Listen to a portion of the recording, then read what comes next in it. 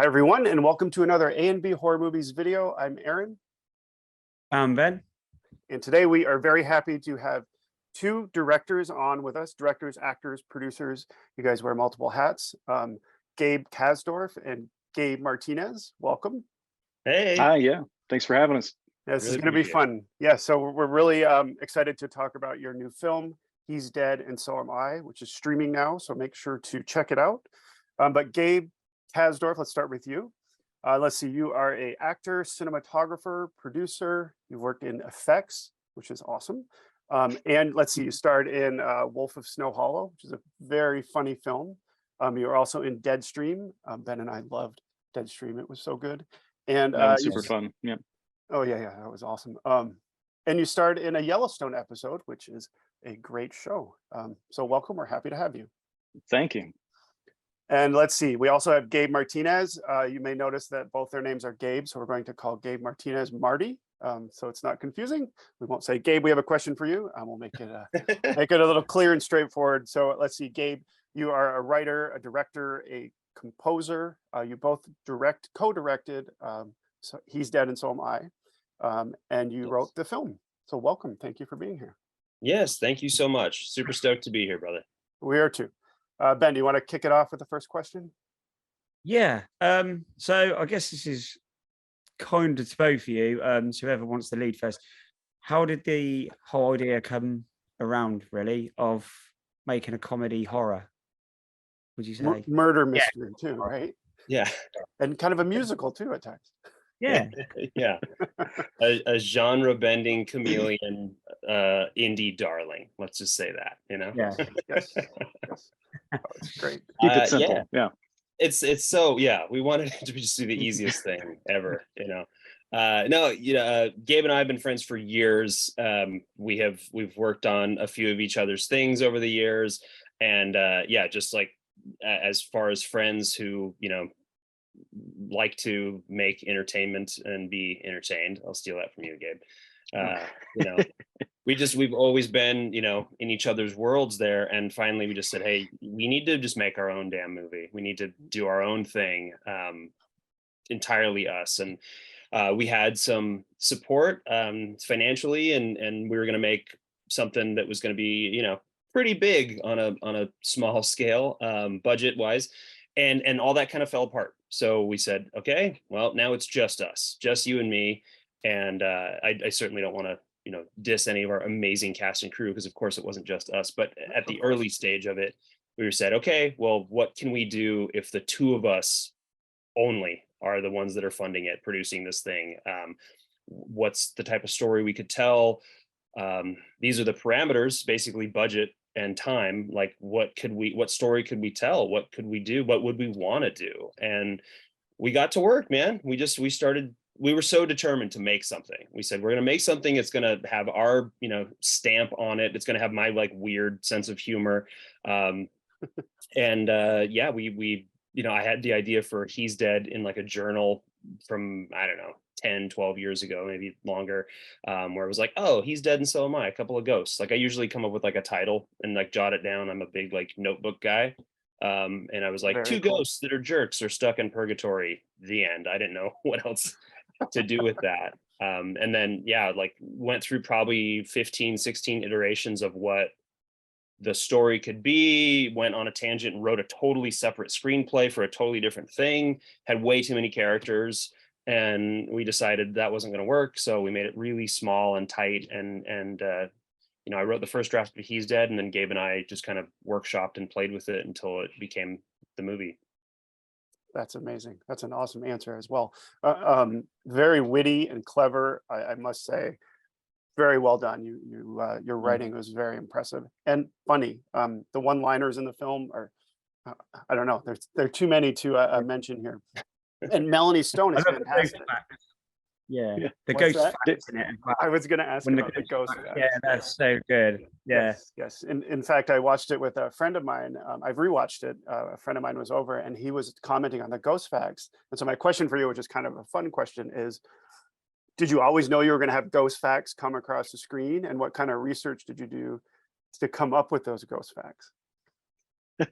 That's a good question, because when I got into the edit of the film, we were noticing like this stuff isn't necessarily carved out as well as it could be. Like the rules of our world weren't necessarily established as well as they could be. And with as talky as the movie is, like with Bart's big exposition dump that he has, and we're just like, how can we get through exposition quickly and then still have it come across in a fun way? So I did a short film years and years ago that was called Ghost Facts, just because I thought it would be funny to do, like, ghosts love to smear mustard on tabletops when you're not looking. Basically just ghosts being a-holes. And so I pitched that idea to Marty, and we're like, okay, well, we need to have something about how they can interact with the world around them, and then like what some of the rules are, but then to balance those out, like, let's just throw in some ridiculous and fun ones. And of course, Marty is great at both of those ends of things. And so we just kind of meshed like what it needed with, what would be fun to say. Very cool. Yeah, it was a nice touch. I liked that element of it. Thank you. Yeah, the ghost facts were 100% Gabe, and I wrote, I think that afternoon when we landed on, okay, ghost facts are going to help move this along. Like, I think I wrote like 24 or something and sent them over to Gabe, and he's like, okay, these 10 are insane. We'll never use these, but these ones could work. What if we tweak this and tweak that? So yes. Although I am credited as the writer and I take great pride in that, I absolutely have to give my partner credit, because when I do write something, I put it out there and the two of us make it great. So very cool. I loved the napping. Let's go take a nap. That was a nice element. Yeah. Go ahead, Ben. Melanie Stone, is it, played Sandra? Yes. Mm-hmm. She is absolutely brilliant in this. She's super funny and just as mad as a box of frogs in it. So my question to Gabe is, do you have a memory of like a really fun part of the film that you was filming, like a favorite part? Or when doing a scene with Melanie? Yeah. That's a good question. There's some of the movie that has been since like blocked out of my mind, like after you produce and UPM, AD, edit, act, direct, you're just like, I should do something else.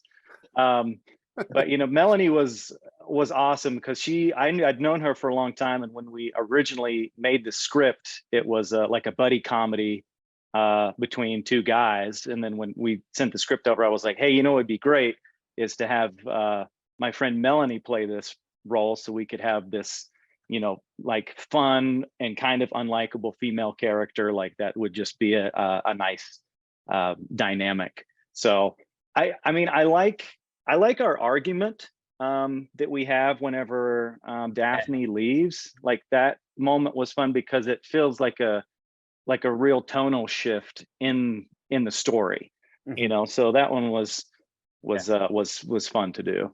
Yeah. Yes, and that's the sad song, right? The So Sad.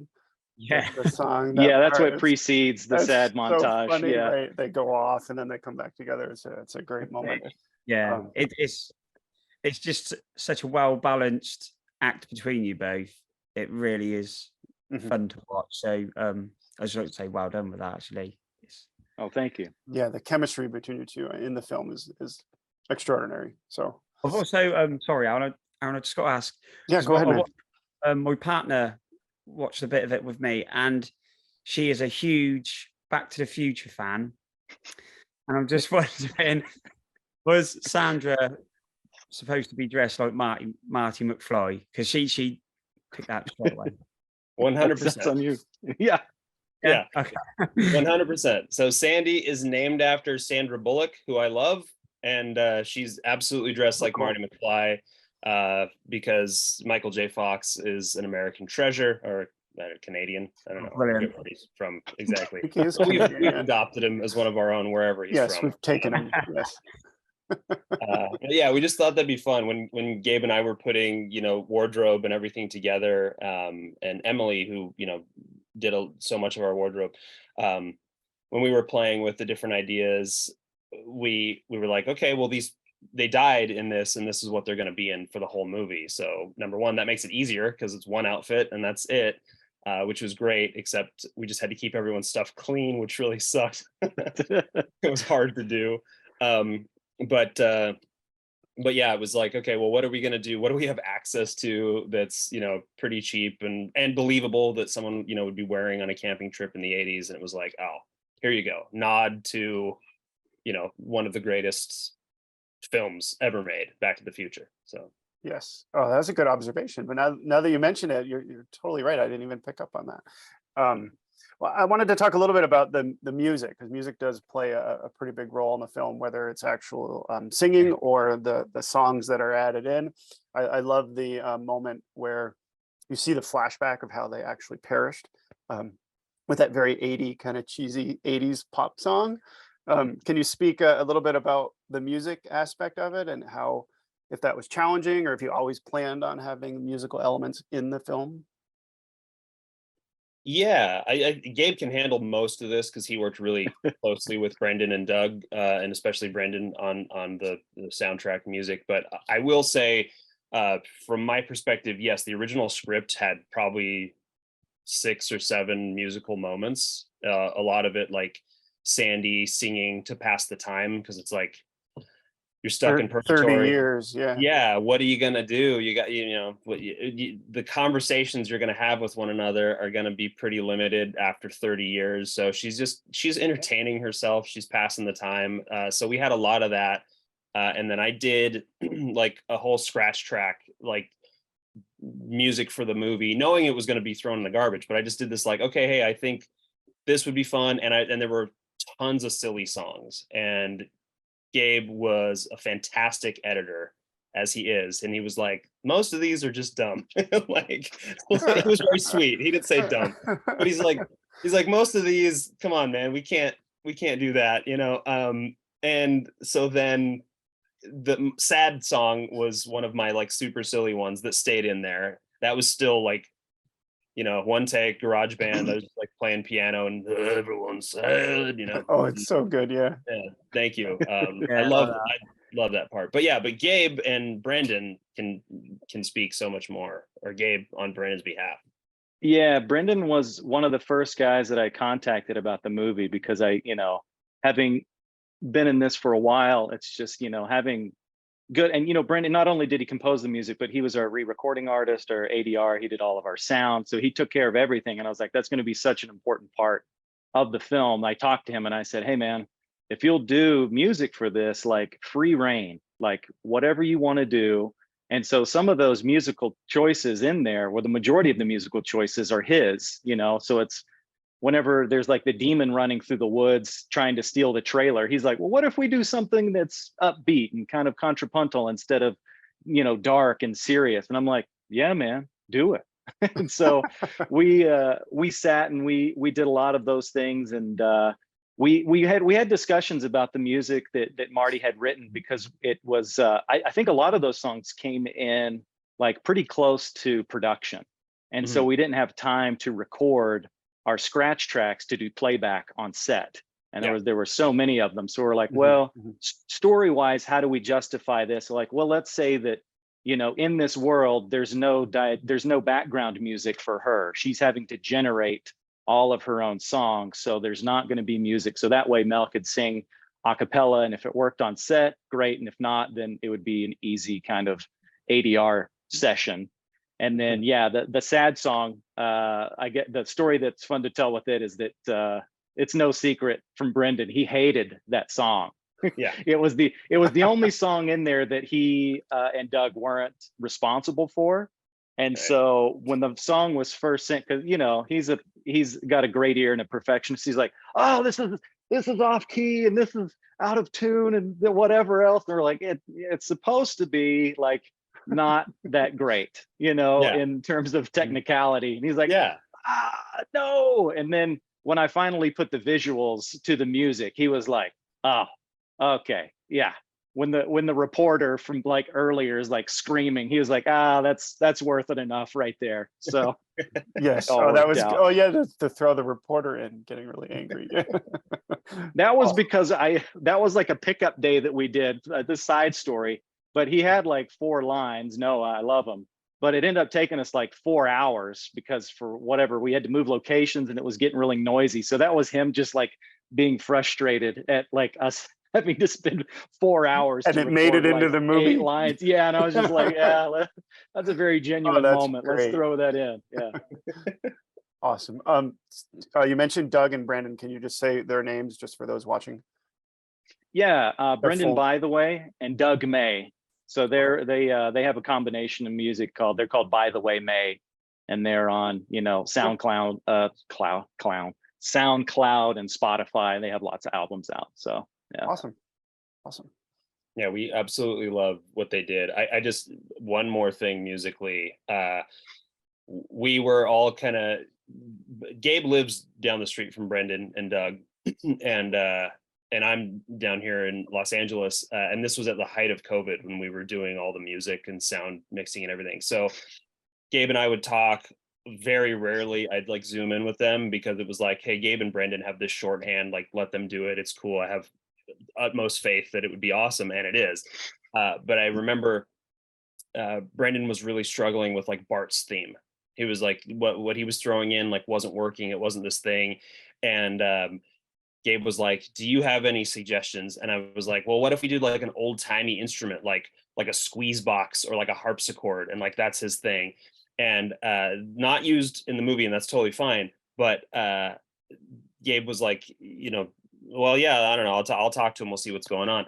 And Brandon was it you, Gabe, or was it Brandon that ultimately like came up with like barbershop? I know you sang most of it, but like the barbershop quartet stuff is the background. Was that Brando? Oh, for Bart? For Bart, yeah. That was a combination because we had done the 80s flashback song. That was just like a 2 a.m. fever dream where he started making noises and I just started singing basically what was happening on screen and just doing that. That's and so that cool. turned into Melanie and I doing that. And then I was like, oh, it'd be funny is to like do a karaoke bouncing ball thing. Yeah. But the what was the other song we were talking about? The barbershop quartet for Bart. The barbershop quartet. Brendan was like, oh, what's the most annoying sound in the world is like a college a cappella group. And so he was like, Bart is the most annoying character ever, so let's make that his. So that's how it came about. Very fitting. Yeah, good choice. Yeah. So to Marty, you wrote this, so how much did it change from script to screen from the end of the filming? Great question. Not at all. My work is ironclad. As soon as I write a word, that's what the actor must say before I have spoken. No, very rigid then. Yeah. There was zero improvisation. There was nothing. Right. It was my first drafts. I get them out really quickly, and I'm very thankful for that. I know that a lot of writers really struggle with that. I am not precious at all initially. So I got the first draft out in like a weekend or something. Like it was long. It was short. It was maybe a week. Wow. And then Gabe and we talked extensively, hours and hours. Okay, well, what about this? And I don't know about that. And these beats don't make sense. And what about here? So then I would say probably like the final draft was ready after like 4 or 5 iterations, maybe more. But it wasn't until we got together with Melanie and a few of Gabe's close friends up in Utah, and we had this read through that was super eye-opening. It was great because we saw, a couple of scenes really landed, a couple of jokes, Aaron, you were so sweet saying the one-liners are good. A couple of those one-liners really landed and made everybody laugh. And we had a nice mix of people, which I highly recommend for writers out there. We had people that absolutely hated my jokes and were very conservative. We had people that were totally much on my team and loved all the, inappropriate potty humor. And it was great because as a writer, I could be like, oh, I made the person that's like super straight laced laugh at the dick joke. Like, okay, that's a good dick joke, Yes, it's a win. So we read through and made a ton of notes, and then the other thing that was really huge as a male writer, you know, I've been writing for a long time, and I've written on a bunch of different projects and TV and stuff and everything. And I really, I think I'm decent at it. You know, I have experience, but you know, men are not women in the context of this. I don't mean to say anything controversial. What I mean is, I'm saying I don't understand, you know, her sexual frustration as a ghost as well as she might. Now, I don't think that she can put it in the same voice that I can, but it was very important to hear her perspective on this and to hear some of the other ladies in the room, because I think this movie appeals. And Ben, maybe, you know, your partner, they and I don't mean to, was it, did you say she? Yeah, yeah, yeah. Okay, I don't, yeah, dude, I'm No, yeah. everyone can love everyone, but Yeah. okay, cool. So she, I don't know if she has been like some of the other ladies we've talked to, but they really like Melanie's stuff. They really like her sexual frustration jokes, even more than a lot of the guys that we've heard that watch it. And I think a lot of that came down to that reread, or that live read, the table read, where we had so much of a female perspective, and they're like, well, this is funny because a guy wrote this thing, but if she should say this. And yeah, so that was incredibly helpful. So and when after that we got it to a final, this was a shooting script where we planned everything off it, planned the day, Gabe did a full breakdown, and we went off of that. And then on the day, I would say it changed probably another 10 to 15% because of you know, our breakneck speed that we shot the film in, environmental things, i.e. we had like a giant storm come in one day, so we had a whole huge scene that was supposed to be outdoors that was in the trailer now. A hailstorm. A hailstorm, By the way, at the Oh my end of gosh. September, that was banging on our metal trailer. So yeah. that was fun for Brendan to fix. Anyway. Yeah. Yeah, the guy's a wizard. Yes, so it changed quite a bit. So for any writers that are watching this, you just don't, learn to fight for the things that really matter, and go with the flow for everything else, because it's a collaborative medium and it has to change. So. Yes. Well, definitely collaborative, and to get input from others, I think it made it more authentic and perhaps even funnier. Yeah, I well, think I'd like to actually, my partner thought that Sandra's character was, Melanie's character was really funny, because she wasn't like all prim and proper. And she said it was nice to hear like the female character sort of talk like that. Yeah. Which I thought was really good as well, because there was a bit, I don't want to say too much, but when the bloke's drinking the coffee and she's talking to him and he can't hear. And there was just great. there was a line, and she was like, I'd love to grab that wolf shit and smear it in you. I was like, that was brilliant. I love that. Thank you.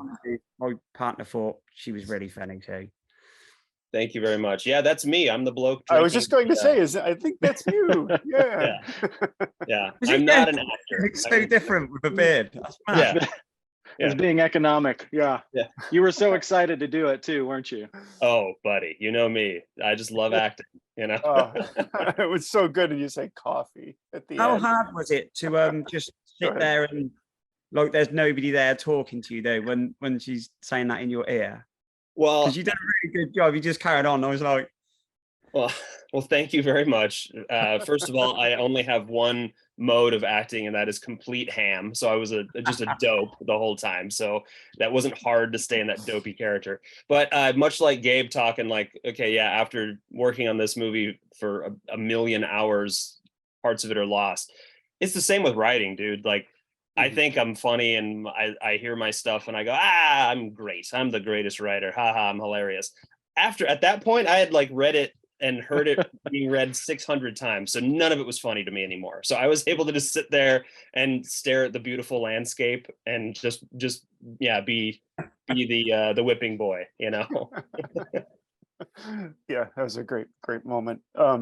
So you mentioned that the two of you have been friends for a long time. Can you talk a little bit about some other projects you've worked on together, and maybe any upcoming projects that you could tell us a little bit about without getting in trouble, contract wise? Yeah. Yeah. Let's see. I think maybe the first one we did is I did when I was finishing film school. I was finishing the film program at Brigham Young University, and then I didn't get the like. There's like the final projects that they grant, 7 students a year, so much money to do, and I wasn't one of those, so I was kind of just like, F you guys. And so I just went and made my own as a kind of a self school. I was like, it's going to be interior, it's going to be exterior, it's going to be night, it's going to be day, there's going to be artificial light, there's real light. So I just took all these elements, special effects, and I said, I'm going to roll this into this fun little fantasy movie about the Grim Reaper. And Gabe came out and played the villain for that, more acting for him. So, but his beard is too good. So we had that be the villainous character. It was. So we did, yeah. Just no eyes. Yeah, I didn't even notice it was you sat drinking the coffee. So that's how good a beard it is. Chameleon. Yeah. So that was probably the first bit. Oh, well, I guess we made some short stuff whenever we were, on the mission. It's funny, we tell this story. We were missionaries at one point a lifetime ago, and we, just to like keep our sanity, we made like 1 or 2 little short films while we were out there doing stuff and playing around. So that was probably the first collaboration, and then it just started escalating from there. I came out and helped you with your web series, at one point, and then you did. You also did my day job. I've been in animal health, like the veterinary field, forever, and I work for a very large. It's not that cool, but thanks. It sounds cool. No, it's wonderful, great people. But Gabe came out and shot and edited like a big. Oh gosh, it was beefy. It was probably like a 15-minute sort of overview, end of the year feel good piece for us that we did in Southern Utah with like our charity partners. So that was one thing that we did. So I just call that like an industrial. But yeah, then Gabe worked on a couple episodes of my web series Blader High, which is insane. So if you like He's Dead and you like Tim and Eric, absolute anti-comedy nonsense, Blader High is for you, and it's on YouTube. It's very cool. We'll check it out. It's not polished. It's not polished, but it's fun. It's fun. It's very unique and weird. But yeah, and then since then, little things here and there, but Gabe and I have a whole slate of probably about a dozen projects ready to go. We are in active negotiations right now to secure our funding for our next thing. All I feel comfortable saying without like jinxing it is they're fully realized, like their scripts that are finalized. We have full decks and everything on them. We've started pre-production on probably 2 of them, light pre-production. So we're kind of ready to go once we get the funding that comes in. And one of them is actually a straight up horror, like a full on, no comedy, maybe like one moment of levity, but the rest is very serious, very dark, super spooky. So hopefully we can be back on and tell you all about that soon. Very exciting. I was just going to say, we'd love to have you back on when your new projects drop. Thank you. I'm intrigued. I've got to ask. Good point. Yeah. I see a picture of you with a director, and I'm a massive fan of his, J.J. Abrams. I believe. Just wondering how you met him, how that come around, and yeah, that was pretty random. Let's see, when would that happen? So I'd done school, and I went to LA, and I worked in the art department for a while when I was in Los Angeles. So I did a couple commercials and like 1 or 2 shows. And then I said, oh, I don't want to like, lift furniture and sweep floors for movies. And I love the art department. I love what they do, but the capacity that I was in, like as an on-set dresser and art director, it wasn't what I wanted to do with film. I wanted to be on set doing things, and usually art department is before you shoot and then after you shoot, and you just like don't get to see the movie made. So I said, oh, I'm gonna take a break. And so I went home to West Virginia to just kind of reevaluate what was going on. And at the time, the movie Super 8 came to West Virginia to film because parts of West Virginia still look like the 70s. So they were like, great, we don't have to do a whole lot of production design. We can just switch some stuff out. So I just went up to like a very big open casting call because I was like, I still love film and I want to be a part of it. So I went in to just be a stand-in for Noah Emmerich, who plays the villain kind of general guy. So, I was able to go in and talk to the casting directors and say, oh yeah, I'm going to be, you're going to be first team and this and that. And I think that they liked that I was familiar with the industry. And so I ended up getting the stand-in part on that movie. So it was really cool because I think that was one of the bigger sets that I got on to after college. And it was, when you're doing blocking rehearsal, you do that with the director. So I got, it was JJ like taking us through. It's like, oh, you're going to walk over here and do this and do that. And it was fun because in film school, they tell you, it's like, never do the phrase, wouldn't it be cool if, because it's usually not story based and it's not this. And one of the first days on set, JJ was like, hey guys, what would be cool is if we come up and we kind of do this shot and we come around the window, and I'm just like, you see, just do cool shit and people will watch it. Such a good film as well. That's amazing. That's great. Yeah. Yeah, it was really fun. That kind of, reignited the spark. So I came back out to Utah and then I started working on shows and movies here, and then, met a lot of great people that I knew could, come and when the time came, fulfill those crew positions and friend positions that you need to run a set. Mm-hmm. So. That's awesome. Excellent. Yeah, that is. Let's see. Well, we do have some quotes that we've compiled from horror comedies, which we'll get to in a second. I did want to point out, it's not really a question, but I just wanted to say I loved the Prince conversation that they have early on in the film. Yeah, that's awesome. It's so funny, right? It's so random and funny. And Marty, you mentioned animal health. I love it when Aubrey Reynolds, who plays Daphne, confronts the veterinarian. And the thing she says is like, but you're not a real doctor. Or something like, what is it? You're like a pediatrician, right? Because the kids can't talk back to you, or you're not like a pediatrician. Anyway, I just wanted to say what they do matters. Yeah. What they do matters. Yeah, that was great. Thank you very much. That is, you didn't ask, but I have to just mention this. I think Prince is rad. I wrote that in because I thought like, hey, I've joked way. I have my backgrounds in like heavy metal. I was a heavy metal kid. I still am, but like I was in bands and stuff. So the very like metal thing was be like, oh, Prince sucks. And hit Prince at all sucks. If you're not Iron Maiden or Judas Priest, you suck, I mean, so makes sense. Yeah. So, but the whole idea was, all right, what's Sandy's journey? And if at the beginning of the movie, we got to establish that she sucks, that she's a bad person. And it's like, well, how do you make someone like a bad person? If they say Prince sucks, like if they don't like Prince, they're probably a bad person. And then by the end of the movie, hopefully you're rooting for her to go to heaven. So, that was kind of fun little things on her journey.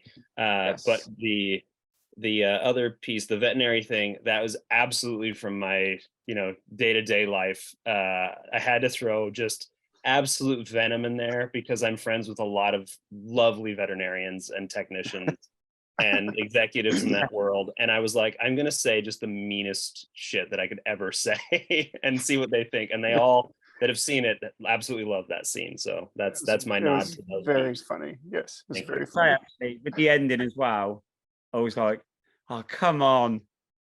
It ended. Oh, the coin flip. Oh, Yeah. no. Come on.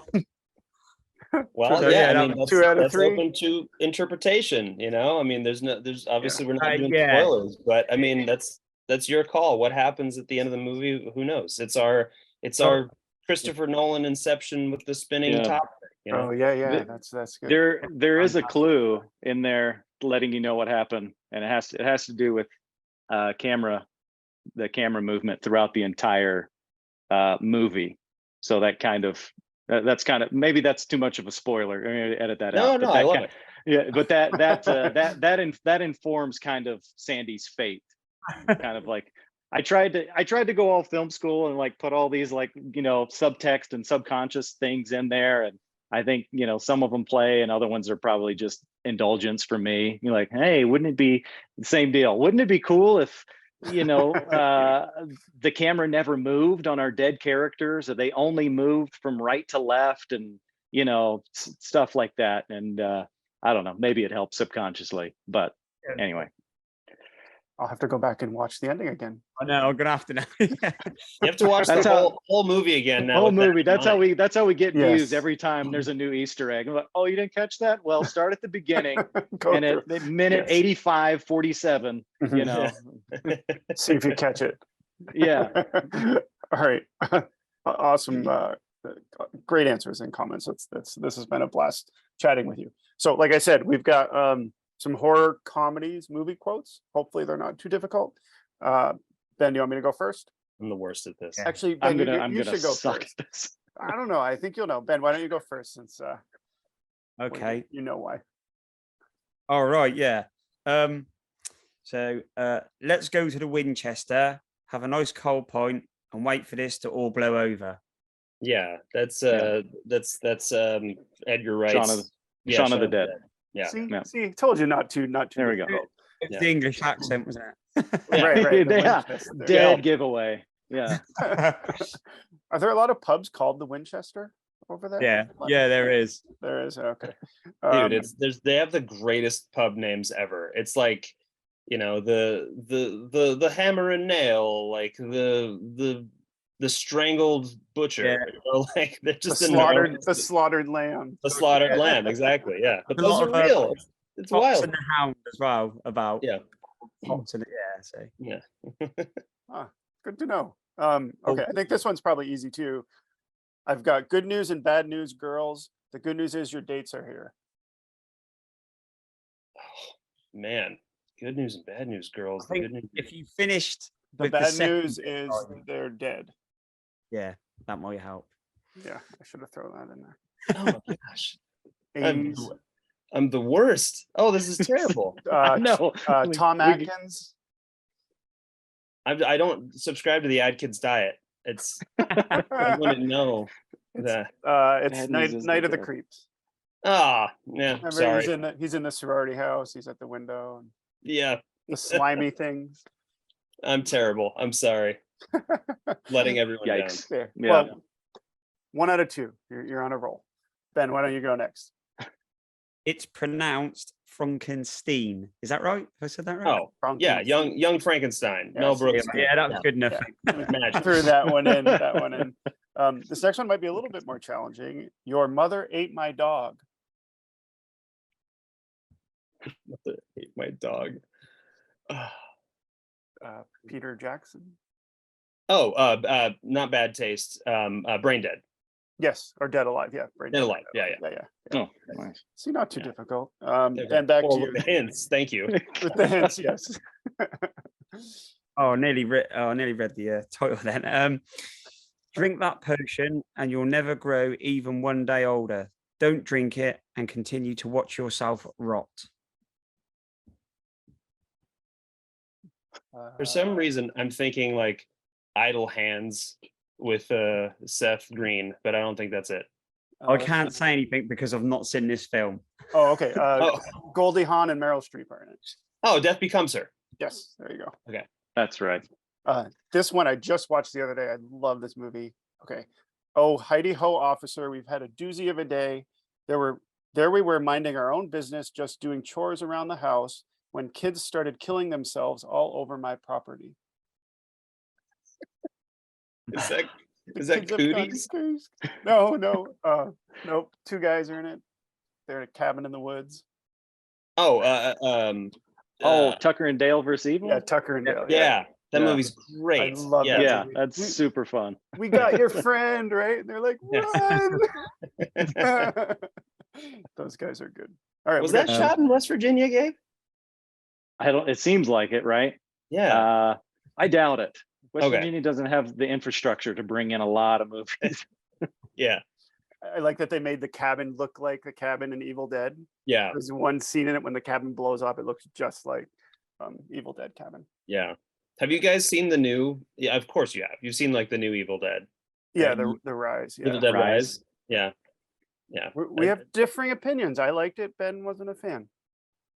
I wouldn't say I didn't like it. It's just kind of I get Ben, on. did you on the like back. it better? Did you like it better than the Fede Alvarez sort of reboot? No. I liked the reboot better. You like the reboot better? Yeah, Okay. same here. Gotcha. Okay. I won't say it's bad. I'm kind of. Aaron does this to me. He makes me look the bad person on this. You cannot like things. It's fine. Yeah, it's Yeah. totally cool, man. You cannot like a film. You hate all films, huh, Ben? Well, what an asshole. That's what I heard. Yeah. You can edit this part out. Oh. But I just want to say, Ben I actually don't hate all films, by the way. Ben watched it at home. I went to see it with two friends, and we had beers before and then beers during it. And we were in the theater, and there was a big audience. So I think that added to it. I mean, it was a fun film. That's about it. Yeah. Yeah, I that's how I saw it sans beer because I don't drink, but I saw it with like a Okay. nice big group of friends and it was a party. I really yeah. loved it in the moment. So Yeah. People were laughing and Yeah. shouting a little bit. It was fun. Yeah. I forget. Ben, I think it's over to you. We got two more. Send more paramedics. Send more paramedics. Oh gosh. Brains. Oh, what? Brains. Oh, is it the Return of the Living Dead? Yes. Yeah. Yeah. The 80s one, right? Because the zombie grabs the ambulance. That's so good. Yeah, yeah. That's Okay. one of the That's it. best. I should have known that. That one's so good. That's okay. We can edit that piece out too. I'm kidding. Okay, last one. We're definitely I hate films as well, so don't worry about it. Last one. Where are you, you spongy yellow delicious bastards? Oh, that's Zombieland. Yeah, of course. Yeah. There we go. Yeah. See, I think you guys got 7 out of 8, maybe. Not too bad. Yeah, I didn't get Night of the Creeps. I haven't seen that since I was a kid. 6 out of 8. Yeah. Yeah. I've never, yeah. My horror knowledge is not near as extensive as Marty's. So Yeah. Well, if you haven't seen Night of the Creeps, it's still awesome today, and I think It's good. it's still Not really much good. to say. We do a horror Yeah. show, and my info of horror movies is dreadful. So he's done pretty well. yeah, we've been really grateful that He's Dead has like gotten on to the like some of the horror radar because we're always like, it's a supernatural comedy, but it's not necessarily like horrific by any means or like scary or whatever. But we'll take what we can get. Yeah, I think it counts. I mean, they're ghosts, they're dead, Yeah. Absolutely. and it's really funny. I like it when Aubrey's character says, "You guys are really good," and they just made like this crazy comment. So stupid. Throw dogs off of roofs or something like Yes. that, right? He's like, "You guys Yeah. are really good." or something Yeah, like and that. Melanie's amazing. The whole cast, everyone did a fantastic job. But I gotta give my boy credit in that scene when she goes, "Wow, you guys really are good detectives." Gabe, in my opinion, is the funniest line in the whole thing when he goes, "We're also very tender lovemakers." Oh And she's like, yes. "Hmm?" Yeah. Yeah. That He's like, what? He's like, yeah. that's acting. That's good. I love that. You know. Awesome. Well, I have one sort of last fun question, I guess. What's your favorite horror movie? If you had to choose just one. Man. Gosh, that's really hard. My list is small, so it might be easy for Go ahead. me or smaller. No, I don't know what it is. I'm just saying, like, probably have a smaller list of Yeah. Horror is a huge influence on me in general. And my mom was one of these, she's still with us, is one of these rad ladies that when I was a kid, she showed me the gnarliest stuff because she had a background in theater. So she watched it with me and sat next to me and would be like, so that's latex and they're doing that. There's a blood pack and they do this and this. And we would go make squibs in the kitchen. My mom's like the raddest lady. She's so cool. That's amazing. Yeah. It also ruined my life because we were watching horrific things when I was like 7. So yeah, so horror is like super, super important. And I love horror comedy. That's my favorite genre, hands down. Like comedy is I love it, and horror comedy is like the greatest. It's hard, gentlemen. I'm gonna say horror, straight up horror. I gotta just go with the original Nightmare on Elm Street. That's probably my favorite. Good choice. There's quite a lot. Yeah. I'm trying to think of. I always hate this, because when people are watching it, they're just like, say something, just say anything, just stop thinking on camera. Slither, I like Slither a lot. That's just super fun. Good. Yeah, that's a great one. Cool. Halloween is mine. I've got my Halloween collection right behind me. Yeah. Oh yeah. And Nice. Ben, yours, Jaws. Jaws. Yeah, of course. Oh, Jaws. Yeah. Is Jaws a horror film? I don't know. Now we always have this. I think so. Yeah. I was Creature about to say, feature. that's probably a controversial topic, right? We've learned Brilliant movies. Yeah, Halloween also. Yeah, the original Carpenter's the first Halloween, one. right? Yes. Yeah, of course. Yeah, Good man. So, definitely. quick question. You've got a lot of new films coming up. The new Exorcist, the new Insidious. Are you hyped for any of those, or not really? Yes, absolutely. The new Exorcist, I'm very interested, but it's almost like, remaking Back to the Future. It's like, why do we need another installment in the Exorcist franchise? That first movie is like, there's literal demons like stuck in the celluloid. Like, you're not going to beat that. Like, I don't know, but yes. I'm actually really stoked for the new Insidious. I think that looks rad. Insidious still is one of my favorite movies, period. But I watched that one. I think my wife and I were like newlyweds, and we're like watching like the DVD on a Saturday afternoon in our house. We're in Southern California, sun's shining, birds are singing, like it's beautiful. And that movie scared the hell out of me. Like, it had so many Or the rad demon. Yeah. And the little kid dancing to that Tiny Tim song, which is like kind of a happy song, but it's terrifying. I'm stoked. That one looks like a lot of fun. That one looks rad. Talk to Me, made in your neck of the woods, Ben. Talk to Me looks pretty rad. Oh, I don't know that one. Yeah. I see it was the quick trailer, just a little teaser for that. Yeah. Everyone's very British, so they're either Americans, doing their damnedest, but I'm pretty sure it was shot in your neck of the woods by those like YouTube dudes, their first feature. So anyway, that one looks fun too. Talk to Me, it's called. Talk to Me. I'll look it up. Yeah, come on. Gabe, are you looking forward to anything coming out, or? I'm out of the loop, guys. I'm out of the loop on the horror end of things. I've been meaning to watch. What is it? The one that just came out? Is it The Pope's Exorcist? The Pope's Exorcist. Oh yeah. Russell Crowe that just recently came out. Like, I knew a couple of people that worked on that production, so I need to watch that one. So I've been excited to queue that one up. I heard it's good. I watched that the other yet, night. but... Yeah. Oh, is it good? Oh, good. Did you like it? Yeah. Looks entertaining. Yeah. Kept of course I liked it, Aaron. I like films. See? You keep waiting for Russell Crowe to say like the old Maximus Decimus Meridius. Like, he's just yeah, it's good. I heard there's a stinger after the credits where he's just like, I am the master and commander at the end. That's the tag. Yeah. That's the tagline. Okay, awesome. Well, this has been very cool chatting with you both. A lot of fun. Like we said, you can check out their film. It's streaming. I think it's on Tubi now.